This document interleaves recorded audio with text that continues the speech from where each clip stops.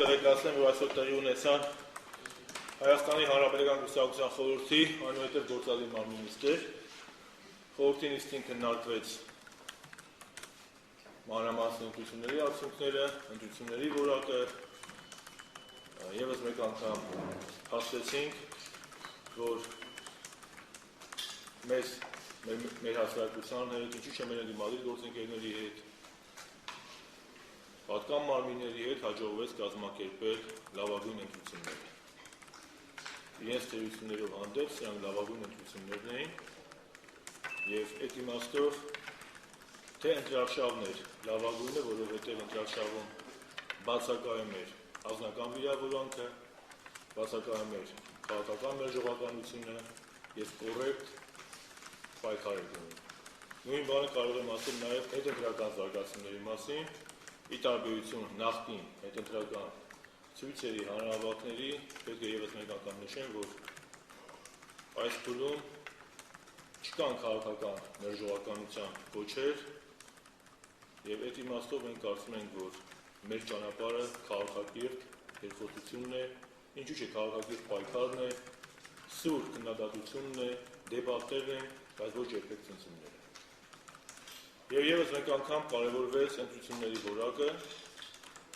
ելույթով ավելի ճիշտ ձեռքբերումով հանդես եկավ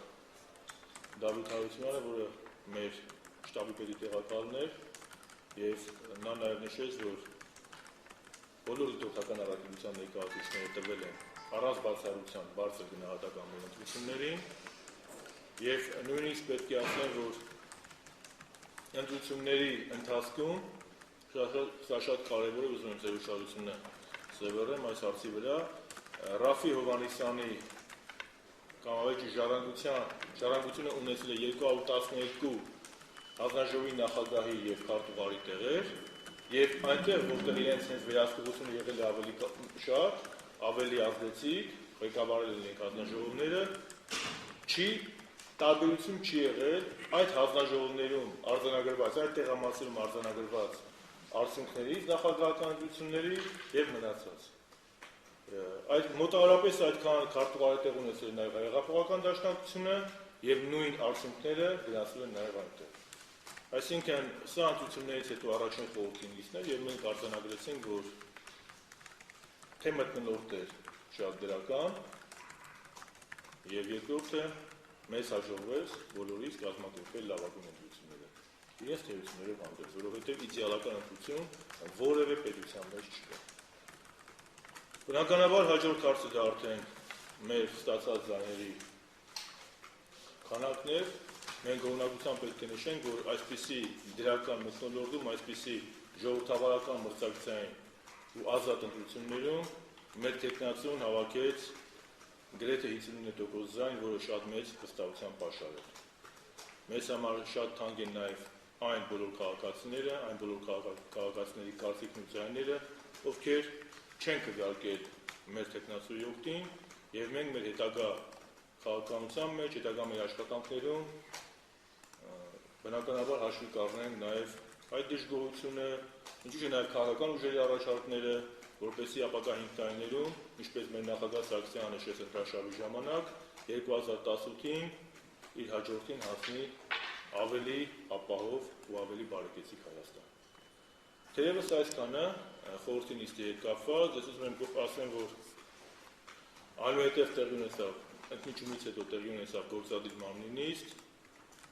գործադիր մարմնի նիստում քննարկվեց մեկ հարց, Հայաստանի Հանրապետական Կուսակցության նախագահը առաջարկեց գալիք Երևանի ավականու ընտրություններում Հայաստանի Հանրապետական Կուսակցության ավականների ցուցակը գլխավորի գործող քաղաքապետ Կարոն Մարգարյանը։ Բոլոր գործադիր մարմնի անդամները ողջունեցին եւ դրական գնահատեցին այդ որոշումը եւ փաստորեն այլ տեխնացիաներ չառաջադրվեցին եւ նախագահ Սարգսյանի առաջարկը ընդունվեց միաձայն։ Այսպիսով Երևանի ավականու ընտրություններում մեր կուսակցության համամասնական ցուցակը կգլխավորի գործող քաղաքապետ Կարոն Մարգարյանը։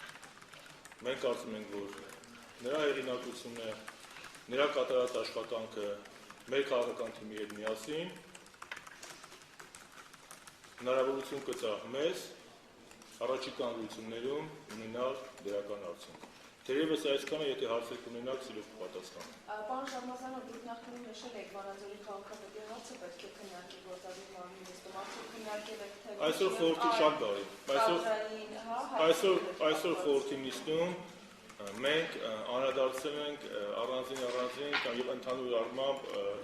ոչ թե հետընտական ընտրությունների արդյունքներին։ Եվ չեմ ցանկանում կանգ առնել միայն Վանաձորի քաղաքապետի հարցի վրա, այո, բնականաբար բոլոր արդյունքներին, ընտրությունների արդյունքներին շատ մանրամասն անդրադարձվել է, բայց կադրային որևէ փոփոխության հարց դրված չէ, եւ եթե կադրային փոփոխության հարց լիներ, ես ձեզ կտեղեկացնեի։ Եվ մենք այն կարծիքին չենք, որ հիմա 37 թիվն է եւ պետք է ընտրությունների ցածր կամ բարձր արդյունքի համար պատժել կամ չպատժել մեր քաղաքացիներին։ Բարձրի խնդիրը չէ, դուք լավ գիտեք, ես ինչ նկատի ունեմ, երբ քաղաքապետը Թագին Հովհաննիսյանի ձայնարկված ժողովրդին ասել է, որ անգիտակից ընտրություն է կատարել։ Քաղաքապետը պատասխանել է նաև, որ դա եղել է, ես չեմ հիշում դրված, ոչ մի տունավոր է եղել, նա շատ հարգում էր քաղաքացիներին, ես ասացի, ընդհանուր առմամբ մենք բոլոր արդյունքները մանրամասն քննարկել ենք։ Եվ դրա համար այսօր այսքան երկար տևեց նստել։ Պարոն Շարմազանով, դրված չէ կադրային փոփոխության հարց, թե այսօր չի։ Այսօր կադրային փոփոխության հարց չի քննարկվել։ Այսօր կադրային փոփոխության հարց չի քննարկվել։ Դուք գիտեք, որ միայն հրաժարական է տվել Շիրակի մարզպետը, բայց պարոն Գիզյանը Հայաստանի Հանրապետական կուսակցության անդամ չէ, ինքը անկուսակցական է եւ այդ իմաստով կուսակցությունը նաև չի քննարկել այդ հարցը։ Այսօր դուք գիտեք, որ նույն կառավարության նիստի ժամանակ ընդունվել է նրա հրաժարականը։ Այս պահին մեր օրակարգում կադրային փոփոխությունների հարց դրված չէ։ Իսկ ազատության հրապարակում տեղի ունեցող անցուդարձ։ Ես այսօրվա միտինգին տեղյակ չեմ, ինչ կոչվի են հնչել, ինչ ա եղել, եթե դուք ինձ լուսաբանեք, կարող եմ թերևս ասել։ Մենք բացառապես օրինական, խաղաղ եւ համահարական կարգին համաձայն քաղաքական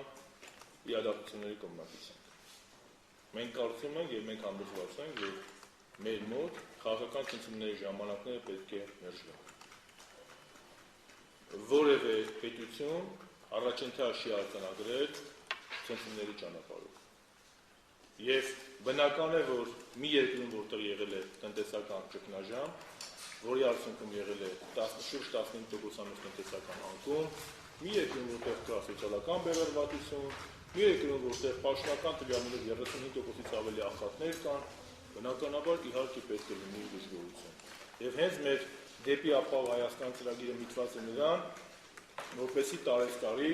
մեր հասարակության վիճակը լավանա։ Եվ բնականաբար մեր քաղաքացիների իրավունքն է, ինչպես նաև բոլոր երկրների քաղաքացիների իրավունքն է իրենց քվեարկությամբ որոշել, թե ինչպիսի ճանապարհով են ուզում գնալ։ Ես ասեցի, մեզ համար շատ կարևոր է, շատ թանկ է, մենք հարգանքով ենք վերաբերում Հայաստանի յուրաքանչյուր քաղաքացու ընտրության իրավունքին եւ ինչպես է նա ընտրել։ Այ 36%-ը մեզ համար շատ թանկ է, եւ ոչ միայն 36, բոլոր նրանք, ովքեր որ ձայն չեն տվել մեր տեխնացուին, մեզ համար շատ կարևոր է։ Եվ բայց պետք է նաև հիշել, որ այսօր քաղաքագետ Եվրոպայում կա այլ ճանապարհ։ Այդ ճանապարհը մեկն է։ Պարտվող տեխնացիոն շնորհավորում է հաղթող տեխնացիոն։ Թերևս նույն արևմտյան մշակույթը, որի կարելի ասել, չասեմ կրողներից մեկը, որի ազդեցության ներքո է դասիրակվել եւ մեծացել, արևմտյան մշակույթ ես հանդարտ վատ բանով չեմ քննել, այսինքն դրական իմաստով եմ ասում։ Եկոտը գրաված տեխնացիոն պահանջում է, որպեսզի պարտված տեխնացիոն շնորհավորի հաղթողին։ Հիշեք, Ալբերտ Գորը 3 թե 4 ձայնով ամերիկան քիչ այլ ձևա պարտվել էր, կարծեմ պարտվել եւ շնորհավորեց։ Պարոն Ռոմնին շնորհավորեց։ Ընդամենը վառ օրինակ է, ասեմ, նույն Սարկոզի Հոլանդիա ընտրությունների ժամանակ 2 թե 3%-ի տարբերությամբ պարոն Սարկոզին շնորհավորեց։ Մեկ ամիս առաջ, մեկ ամիսը չի անցել, Չեխիայում պարոն Շվարցենբերգը հավաքեց 46%, պարոն Զեմանը հավաքեց 54%, բայց պարոն Շվարցենբերգը շնորհավորեց։ Մանավանդ որ փաստեր չկան։ Ես շատ ու շատ հետևում եմ այս զարգացումներին, մեր գործընկերների ասուլիսներին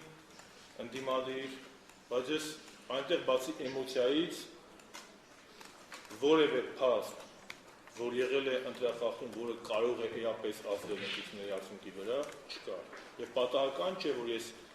օրինակ բերեցի հենց այն փաստը, որ 212 հանձնաժողովներում հանձնաժողովի նախագահներ եւ քարտուղարներ եղել են ժառանգության ներկայացուցիչներ, եւ այնտեղի արդյունքները չեն տարբերվում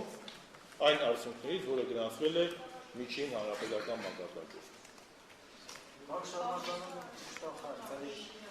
Այլակ ջենտլմեն եղի։ Չեն հասկացի, մասպետի հարցը չի քննարկվել եւ հավանական ամեններ չկա։ Ես փաստերով եմ միշտ խոսում եւ պետք է ասեմ, որ Շիրակի մասպետի հարց չի քննարկվել։ Մեր մոտ ինչ քննարկվել է, ես էլ ասեցի։ Այսօր գործադիր մարմինը բացառապես նվիրված է Երևանի ավականու ընտրություններին եւ ով պետք է գլխավորի ցուցակը։ Մենք որոշեցինք, որ ցուցակը պետք է գլխավորի Տարոն Մարգարյանը։ Շնորհակալություն, ստեղծում ձեզ բարի գիշեր։ Կներեք, որ սպասեցնեմ տվից։